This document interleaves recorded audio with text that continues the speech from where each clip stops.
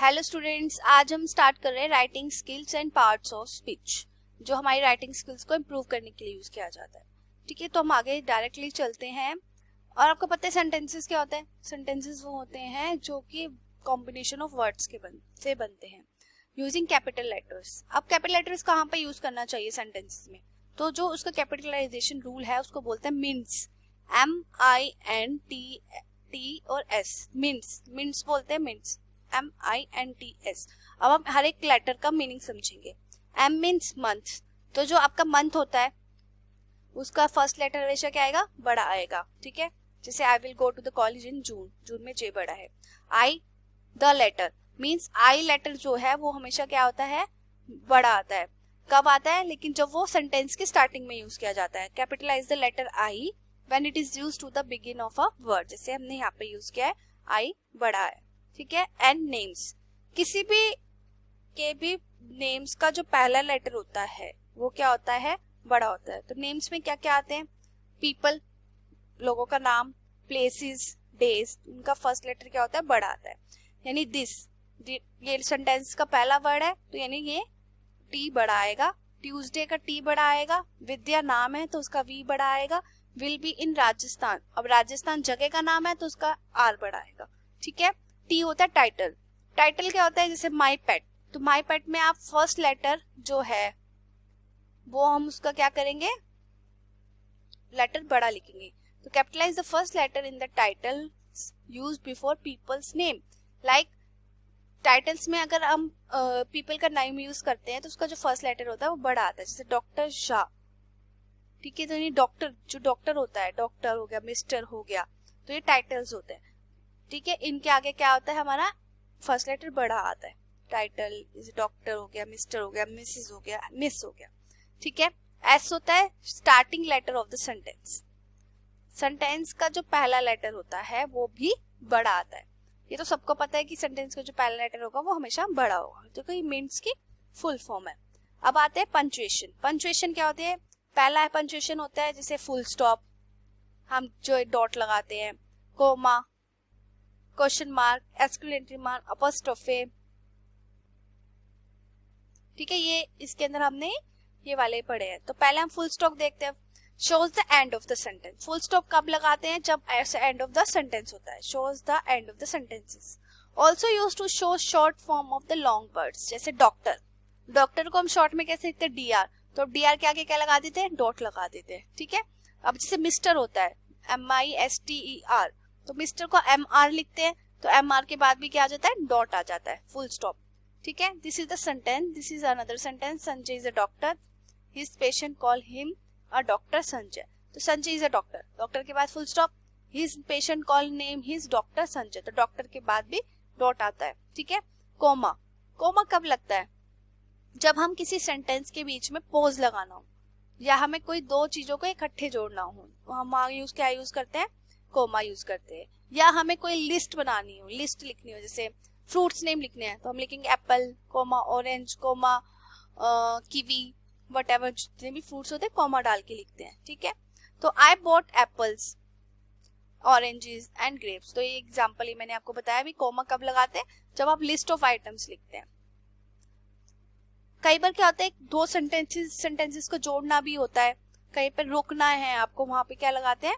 Coma. जैसे after the waiter gave me a menu dot comma I order food, मैंने क्या किया? Order, food को ऑर्डर किया। तो यानी दो सेंटेंसेस हो गए, उनके बीच में कोमा आ गया। क्वेश्चन मार्क, ये तो आपको पता है कि क्वेश्चन जब पूछते हैं उसके आगे क्वेश्चन मार्क लगाते हैं।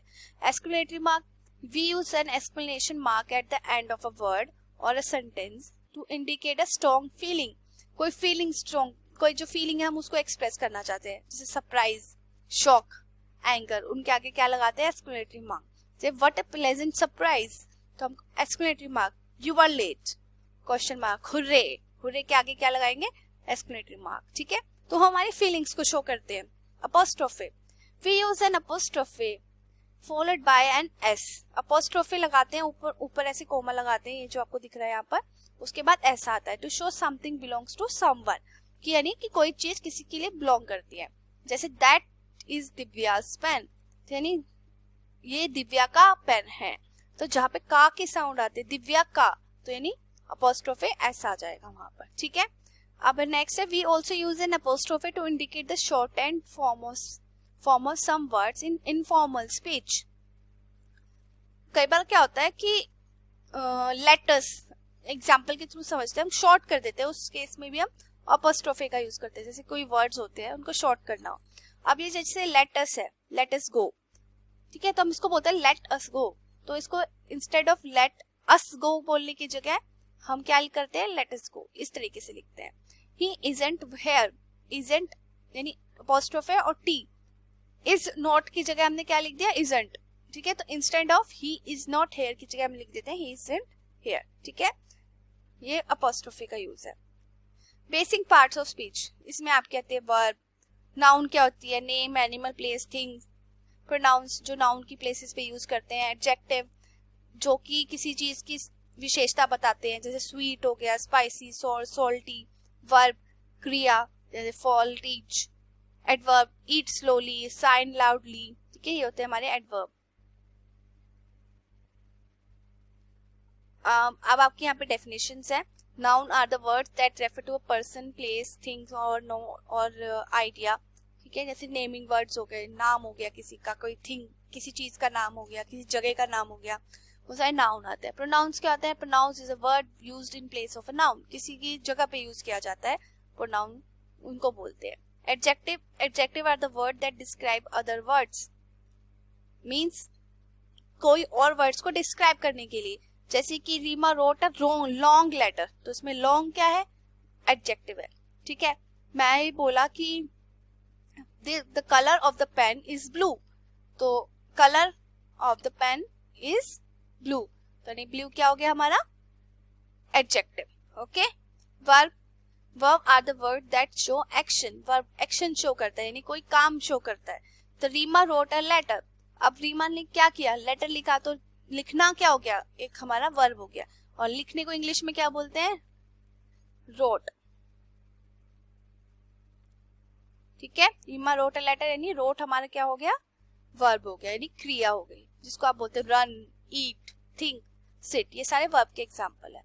Adverb, adverb are the word that add meaning to a verb, adjective और अदर एडवर्ब्स, ठीक है। एडवर्ब वर्ब, एडजेक्टिव और एडवर्ब के साथ ही यूज किए जाते हैं और ये उनको एक नया मीनिंग देते हैं। और then answer the questions how, how often, when और वेयर, ठीक है। इस तरीके के आंसर्स निकलते हैं उन वर्ड से। जैसे अभी हम एग्जांपल देखते हैं, Reema quickly wrote a letter, Reema बहुत जल्दी लेटर लिख लेती है, यानी क्विकली ये क्या हो गया, जल्दी, तो क्विकली एक एडवर्ब है जो वर्ब के साथ यूज हुई है, ठीक है। इजिली, ऑलवेज, इनसाइड, बिफोर, ये सारे क्या होते हैं, वर्ब, एडवर्ब होते हैं। चलो हम एक सेंटेंस देखते हैं, read aloud the sentence given below. Wow, Reema went to the studio and met a famous actor. We already know that Reema studio और एक्टर, इसके अंदर रीमा, स्टूडियो और एक्टर क्या है, नाउन्स है, क्योंकि रीमा नाम है, स्टूडियो एक जगह का नाम हो गया और एक्टर भी एक पर्सन को ही बोला जाता है कि एक्टर है, तो वो क्या हो गया, हमारे नाउन हो गए। अब इसमें बोलता है फेमस एक्टर, तो फेमस क्या हो गया हमारा, एडजेक्टिव हो गया, और वो किसके लिए यूज किया गया, एक्टर के लिए। तो famous is an adjective here because it describe the noun actor, यानी वो एक्टर को डिफाइन कर रहा है, ठीक है। The words went and met, the words went, जिसमें क्या है, वेंट और मेट, ये क्या होंगे, वर्ब होंगे। वेंट मतलब जाना, मेट मतलब मिलना, तो ये क्या होगी, वर्ब होगी, क्योंकि इसमें कोई क्रिया हो रही है, ठीक है, ये एक्शन को डिस्क्राइब कर रहे हैं। What about the remaining words in the sentences, जैसे wow, to, the, and, what are these words called, we use such supporting words, इनको क्या बोलते हैं, सपोर्टिंग वर्ड्स बोलते हैं, जो हमारे सेंटेंसेस को क्या करते हैं, ज्वाइन करने के लिए यूज करते हैं, ठीक है। जैसे हम ज्वाइन करने के लिए क्या यूज करते हैं, आर्टिकल्स का यूज करते हैं, यानी ए एंड द, कंजशन का यूज करते हैं, सेंटेंसेस को जोड़ने के लिए कंजशंस, प्रपोजिशन का यूज करते हैं, इन, ऑन, अंडर, इंटरजेक्शन जिसके एक्सक्लेमेटरी मार्क लगाते हैं, ठीक है। आगे देखते हैं इनकी डेफिनेशंस। आर्टिकल सबको पता है ए एंड द होते हैं, जिसमें कॉन्सोनेंट साउंड्स आती है उनके आगे हम ए लगाते हैं, जिनके अंदर ए ई आई ओ यू की साउंड आती है उनके आगे एन लगाते हैं, और द यूज करते हैं जब हम किसी चीज को स्पेसिफाई करते हैं, किसी पर्टिकुलर वर्ड को या किसी पर्सन को या किसी भी चीज को, उसके आगे हम क्या लगा देते हैं, द लगाते हैं। कंजंक्शन क्या होते हैं, एंड और बट, ये हमारे कंजंक्शंस होते हैं जो वर्ड्स और सेंटेंसेस को क्या करते हैं, जोड़ते हैं। ठीक है। प्रपोजिशंस क्या होते हैं, जो एक वर्ड को दूसरे वर्ड के साथ जोड़ते हैं और उनके बीच में रिलेशन दिखाते हैं। जैसे कि the cat is on the roof, यानी कैट और रूफ के बीच में क्या रिलेशन है, यानी कैट ऑन द रूफ है, यानी कैट रूफ के ऊपर है, तो उसके लिए ऑन यूज किया गया, तो इसको प्रपोजिशंस बोलते हैं। ऐसे एट और अंडर और इन, ये अदर एग्जांपल्स हैं। ठीक है। Interjection, these word are express strong emotion. Interjection emotions को शो करने के लिए किया जाता है, happiness, surprise, anger, pain. Okay, तो wow, oh, oh no, thanks, help.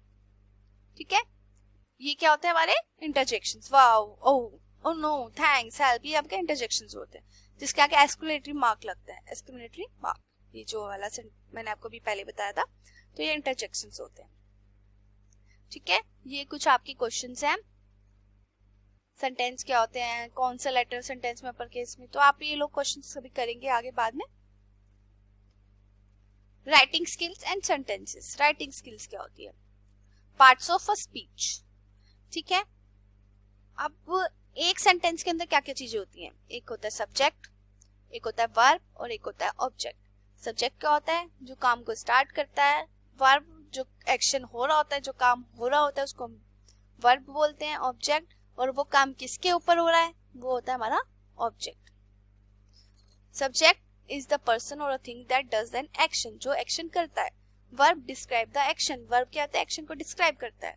Object is the person और a thing that receive the action, और ऑब्जेक्ट कौन होता है, जो एक्शन को रिसीव करता है। ठीक है। Divya reads a book, Divya subject है, जो क्या कर रही है, रीड कर रही है, एक्शन क्या है, रीड करना, और किसको रीड कर रही है, बुक को, तो बुक क्या कर रही है, रिसीव कर रही है। ठीक है, ये कुछ एग्जांपल्स हैं। I ate an apple, I subject हो गया, वर्ब एट हो गया, ऑब्जेक्ट एन एप्पल हो गया। Okay, we can see in this examples.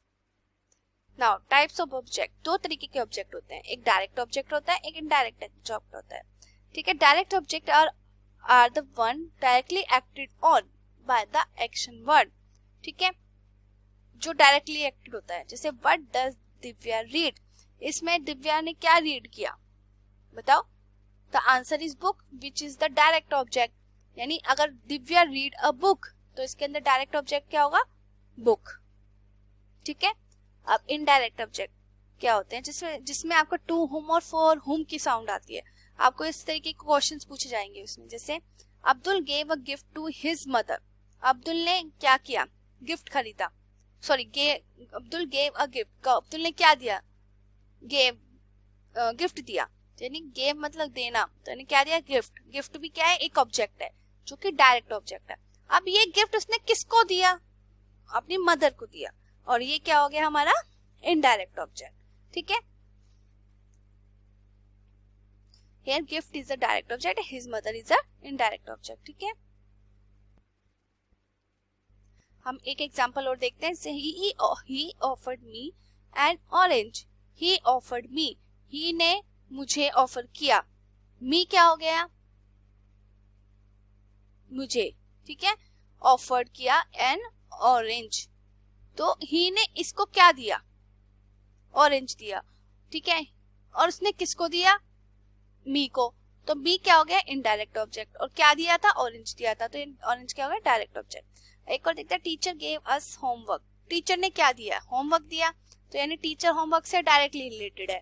ठीक है, तो होमवर्क क्या हो गया, डायरेक्ट ऑब्जेक्ट, और ये ऑब्जेक्ट उसने दिया किसको था, अस को दिया था, तो यानी अस क्या हो गया, इनडायरेक्ट ऑब्जेक्ट। ठीक है, अब टाइप्स ऑफ सेंटेंसेस, एक्टिव और passive voice. Sanjay broke the glass, Sanjay ने गिलास तोड़ दिया, the glass was broken by the Sanjay, जिस सेंटेंसेस में बाय का यूज हो जाता है उसको पैसिव वॉइस, पैसिव सेंटेंसेस बोलते हैं। ठीक है, हम आगे इसका प्रॉपर डेफिनेशन और वगैरह देखते हैं। जैसे अब मैंने अभी ऊपर सेंटेंस पढ़े थे, Sanjay broke the glass, subject क्या हो गया, संजय, वर्ब ब्रोक। इस सेंटेंस में द ग्लास सब्जेक्ट हो गया और वर्ब क्या हो गया, ब्रोक। क्या होता है कि जो वर्ब होती है वो तो सेम रहती है, लेकिन हमारा सब्जेक्ट चेंज हो जाता है सेंटेंसेस में। ठीक है, अब क्या होता है, संजय ब्रोक द ग्लास, इसमें जो सब्जेक्ट होता है वो जो एक्शन करता है वो हमारा एक्टिव केस में आ जाता है। ठीक है, जो सब्जेक्ट होता है, अगर डज द एक्शन, जिसने एक्शन किया होता है वो हमारा सब्जेक्ट होता है। तो वो जो एक्टिव होते हैं उसमें जो सब्जेक्ट होता है वो अगर एक्शन करता है, ठीक है, और जो पैसिव सेंटेंसेस होते हैं वो रिसीव करता है उस एक्शन को, यानी the glass was broken by the Sanjay, तो संजय के साथ द्वारा ग्लास जो है वो तोड़ा गया, तो यानी ग्लास ने उस एक्शन को रिसीव किया है। ठीक है, तो वो होता है हमारे पैसिव वॉइस। तो यानी sentences where the subject does an action, subject अगर एक्शन करता है तो वो एक्टिव वॉइस होते हैं। अगर sentences in which subject receives an action, अगर वो उस एक्शन को रिसीव करते हैं तो उसको बोलते हैं पैसिव वॉइस। ठीक है, अब शी रोट अ लेटर, तो हम इसका पैसिव वॉइस बनाएंगे, a letter was written by her.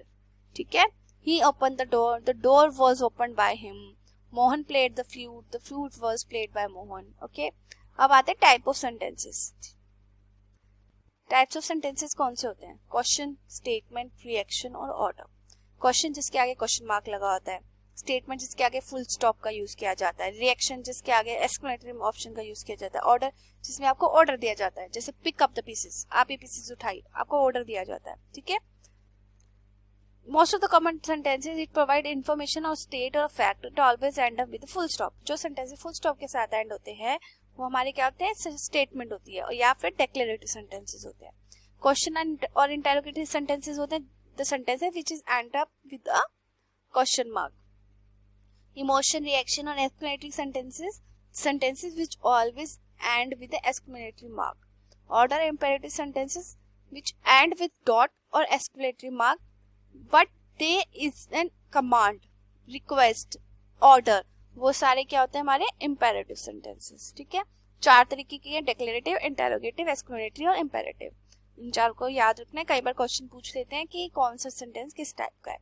Paragraph क्या होता है? ग्रुप ऑफ सेंटेंसेस होते हैं, उनको एक साथ हम ज्वाइन कर देते हैं। तो पैराग्राफ में जो हम सेंटेंस एक साथ ज्वाइन करते हैं वो उनके बीच में जो आइडिया होता है वो कॉमन होता है। ठीक है, वो सेम टॉपिक के ऊपर होता है। ठीक है क्लास, यहाँ पर आपका सेशन 5 कंप्लीट हो जाता है। ठीक है क्लास, नेक्स्ट आगे हम सेक्शन 6 प्रोनाउंसिएशन बेसिक्स करेंगे। तब तक के लिए थैंक यू।